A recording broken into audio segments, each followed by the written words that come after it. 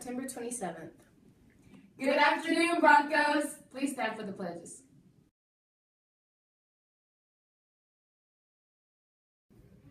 I pledge allegiance to the flag of the United States of America and to the republic for which it stands, one nation, under God, indivisible, with liberty and justice for all. Honor the Texas flag.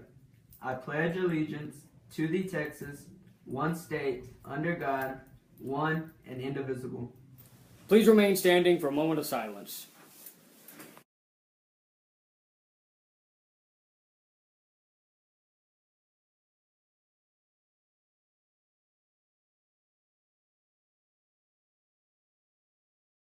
Hey students, Bronco Cheer is hosting a car show. Due to weather, it has been rescheduled to Sunday, October 1st. Hope to see y'all there.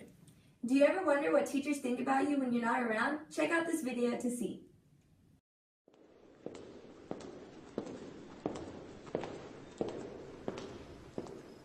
It's 4 a.m.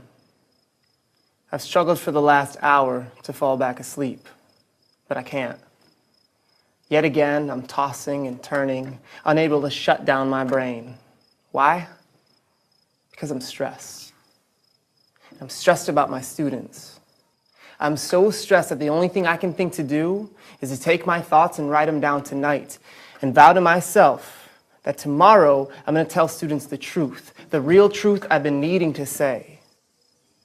This is what students really need to hear.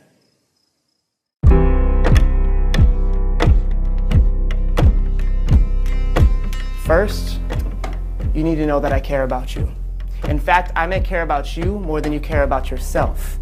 And I care about you more than your grades and your test scores, more than your GPAs and your SATs, more than the state-required benchmark minimum that tells me how much I'm supposed to care. I care about you as a person. And because I care, I need to be honest with you. Do I have your permission to be honest both in what I say and how I say it?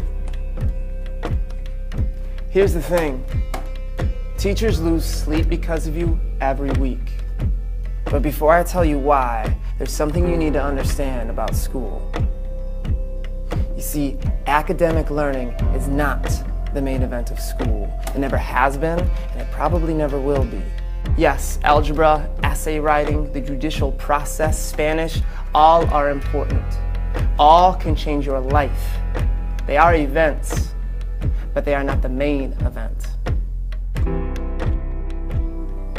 The main event of school is dealing with the harshness of life, learning how to deal with adversity, learning how to deal with harshness as simple as a forgotten locker combination, to obnoxious peers, to gossip, to being doubted by others, to doubting yourself, and still through all of it, pushing to be the best version of yourself no matter what. The main event of school is conquering adversity. It is your resilience in conquering the main event, adversity, that truly prepares you for life after school. Because mark my words, school is not the last time you will face great difficulty. Yes, you will have moments more beautiful than you can imagine, but you will also confront tragedy, frustration, fear, and doubt in the years to come.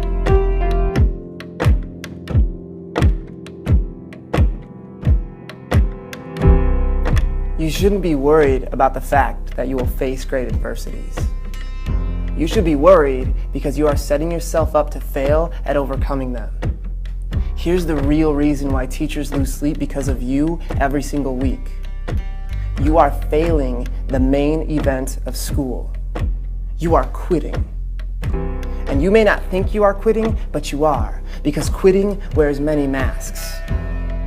For some of you, quitting looks like throwing the day away and not even picking up a pencil to try to write a sentence or a fraction because you think you can't, or it doesn't matter, or it's not worth it, but it is. What you write is not the main event. The fact that you choose to take charge of your own doubt, your own weakness, your own boredom in order to write when you get challenged, that is the main event. Some of you quit by skipping class on a free education, a privilege that was paid for, bled for, died for by millions of people who came before you. Being punctual is not the main event. The main event is delaying your temptation and investing in your own intelligence, understanding that sometimes short-term pain leads to long-term gain, and that great people make great sacrifices for a greater good. For others, you quit by throwing disrespect at adults who ask you to go to class. Bowing to authority is not the main event. The main event is learning how to problem solve maturely, not letting your judgment be tainted by the stains of emotion. It's having grace and tact when every fiber of your being wants to hit or scream or run away. I see some of you quit by not taking opportunities, chances after chances after chances to pass a class. The main event is not having some letter, some number tell you that you are worthy. The main event is pulling your crap together and making hard choices and hard sacrifices even when it seems impossible. It's finding hope in the hopeless, courage in the chasm, guts in the grave. What you need to see is that every time you take the easy way out, you are building a habit of quitting, and it will destroy your future and annihilate your happiness if you let it. Our society couldn't care less for quitters. Life will leave you sad, depressed, and poor if you can't courage up and learn how to deal with hardship. You are either the muscle or the dirt. You either take resistance and grow stronger, or you erode in the wind. So know this right now. As long as you're in my life, I'm not gonna let quitting be easy for you. I'm going to challenge you, confront you, push you, coach you.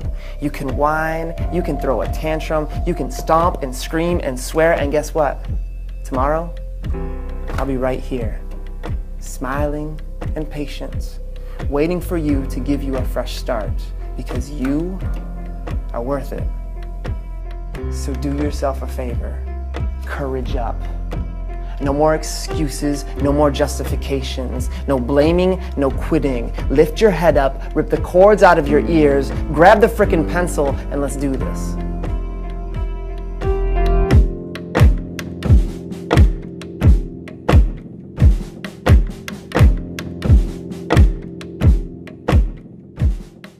Wishing a big happy birthday to the following students. You share your day with this celebrity. The following students have a birthday over the break.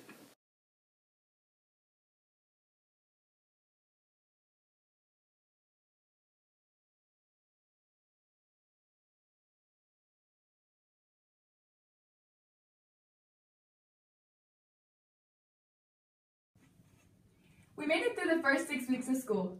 Have a great 4-day weekend. Tune in Monday for more announcements.